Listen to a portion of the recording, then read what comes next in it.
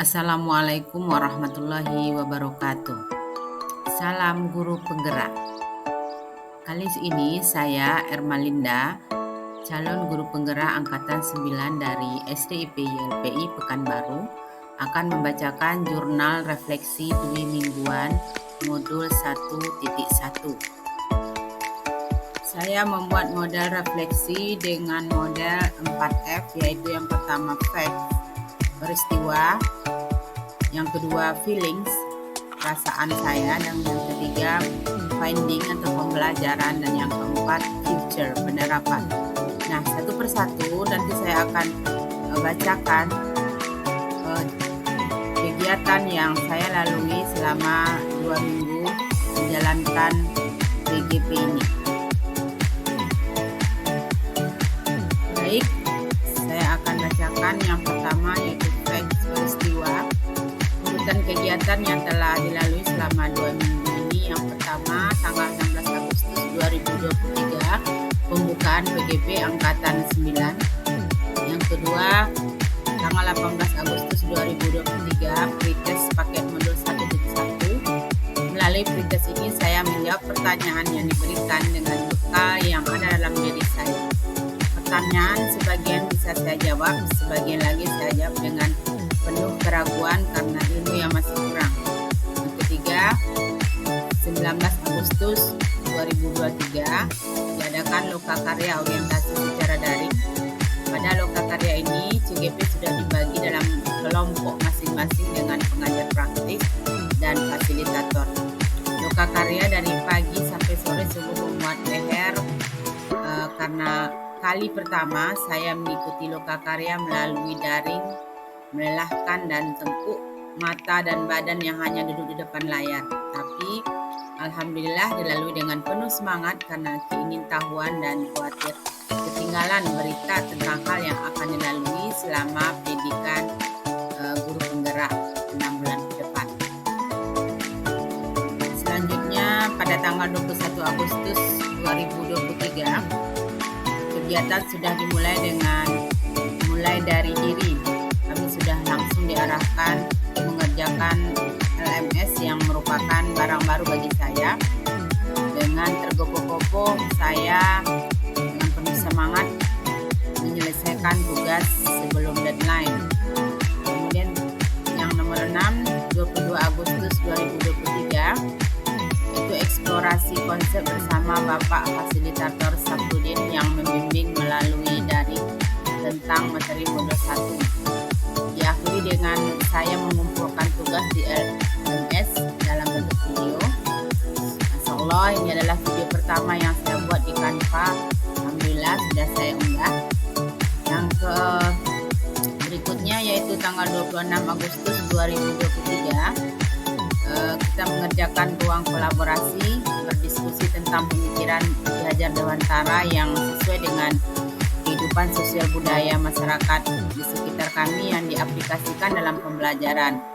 Ini dibimbing oleh Pak Fasilitator yang biasa dipanggil dengan Pak Icap selaku fasilitator kami. Yang ketujuh yaitu tanggal 24 Agustus 2023, kita mengerjakan ruang kolaborasi, itu presentasi. Pertama kalinya mempresentasikan hasil diskusi kelompok bersama 5 kawan sesama CGP. Kemudian yang ke-8 tanggal 27 Agustus 2023, saya mengunggah tugas dari hasil presentasi kelompok di LMS. Selanjutnya tanggal 29 Agustus 2023, saya juga mengunggah tugas di LMS, yaitu tentang demonstrasi kontekstual. Saya menampilkan sekitar kurang lebih 30 pantun tentang pemikiran KHD yang saya karang sendiri. Alhamdulillah sudah saya unggah di LMS. Yang ke-10, 30 Agustus 2023, kita melakukan koneksi antar materi bersama instruktur Miss Dian Dahlia yang mengisi materi yang mengesankan tentang pemikiran Ki Hajar Dewantara. Sedangkan pada tanggal 31 Agustus 2023, aksi nyata sudah mulai dilakukan. Nah, pada pada tanggal 2 September 2023, saya sudah mengunggah tugas terakhir di LMS. Demikianlah kegiatan yang saya lalui selama 2 minggu terakhir ini. Kemudian yang kedua, feeling, perasaan. Bagaimana perasaan saya selama 2 minggu ini? Saya akan menuliskan tentang perasaan kekhawatiran saya yang pertama, yaitu saya merasa khawatir untuk melanjutkan PGP ini karena sulitnya membagi waktu karena padatnya jam mengajar, yaitu saya mengajar 30 jam pelajaran seminggu dengan padatnya aktivitas di sekolah. Saya khawatir ini sangat mengganggu pelaksanaan PGP nantinya. Yang kedua, perasaan khawatir saya adalah kekhawatiran karena gagapnya teknologi yang saya miliki. Saya kurang cakap dalam hal teknologi. Saya khawatir tidak bisa mengerjakan tugas di LMS dan juga membuka aplikasi-aplikasi lainnya. Dan yang ketiga, kekhawatiran jatuh sakit karena terlalu sibuk dengan tugas PGP dan sekolah. Dan yang keempat, kekhawatiran sebagai ibu rumah tangga dengan berbagai pekerjaan rumah yang harus dikerjakan. Nah, itu perasaan kekhawatiran saya. Selanjutnya akan ada kekhawatiran ini akan saya tuangkan menjadi sebuah solusi bagaimana cara memecahkan kekhawatiran saya ini.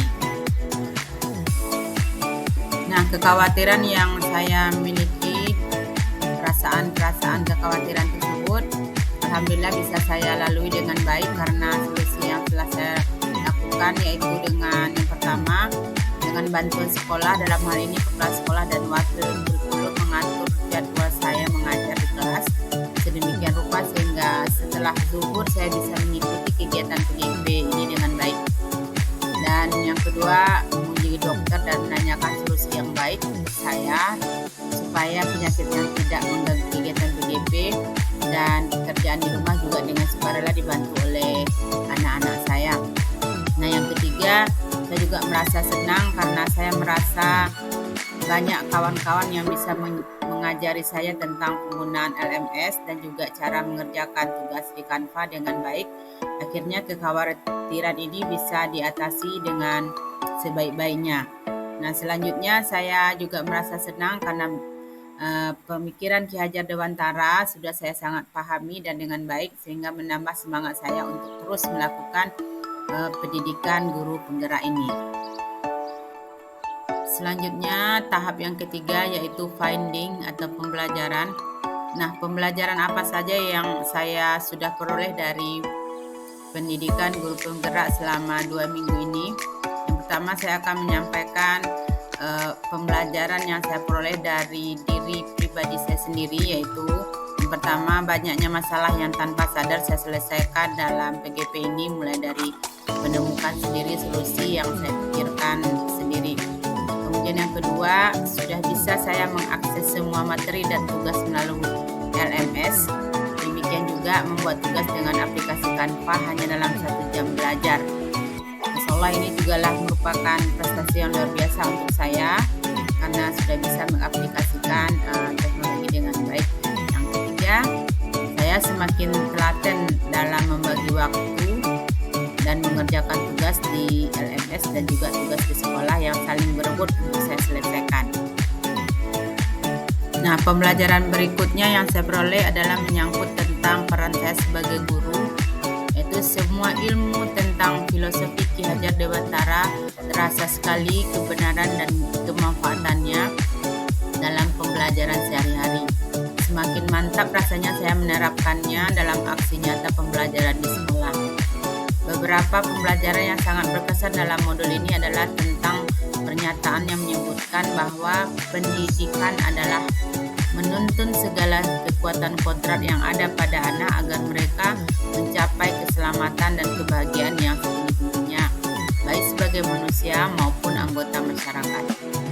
Tugas pendidik adalah sebagai fasilitator yang mengarahkan dan bisa mengimplementasikan semboyan Ki Hajar Dewantara ing ngarso sungtolodo ing madyo mangunkarso tuturi handayani.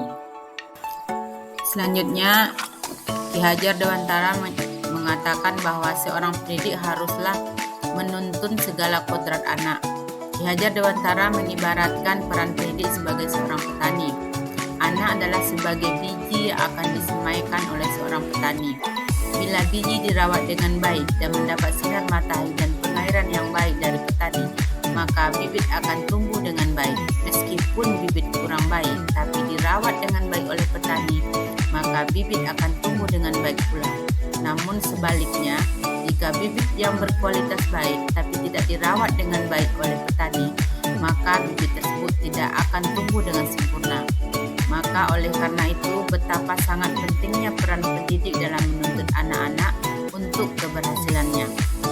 Sejatinya, pendidikan adalah membentuk budi pekerti yang baik bagi anak, maka peran guru sebagai penuntun dan pemberi teladan sangat dalam untuk menumbuhkan karakter baik dalam anak.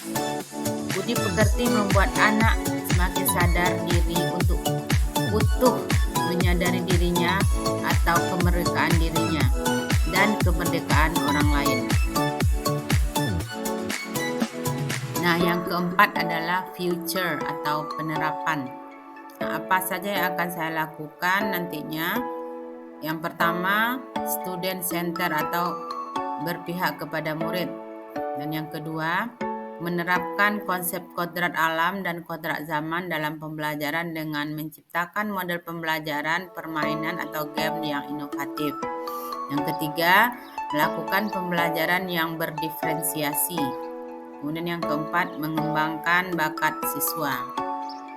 Berapa 34 peserta. Nah, terakhir ini adalah kegiatan CGP yang lainnya, teman-teman Bapak dan Ibu segera bisa memasuki ruangan dari virtual. kegiatan Baik kepada Ibu sebagai pembuka, marilah kita awali ya dengan bacaan basmalah ya. Bismillahirrahmanirrahim. Nah, terakhir ini adalah galeri kegiatan selama 2 minggu terakhir ini yang sempat saya abadikan dari kegiatan Zoom dan kegiatan saya buat ada di antara bapak-bapak CGP di LMS. Nah, terakhir ini adalah galeri kegiatan selama 2 minggu terakhir ini ada Bu saya abadikan. Ya, silakan Pak pimpin doa ya. Kegiatan saya untuk membuat tugas. Baiklah, Assalamualaikum warahmatullahi wabarakatuh. Alhamdulillah, demikianlah jurnal refleksi 2 mingguan yang saya buat. Terima kasih. Assalamualaikum warahmatullahi wabarakatuh. Salam guru penggerak.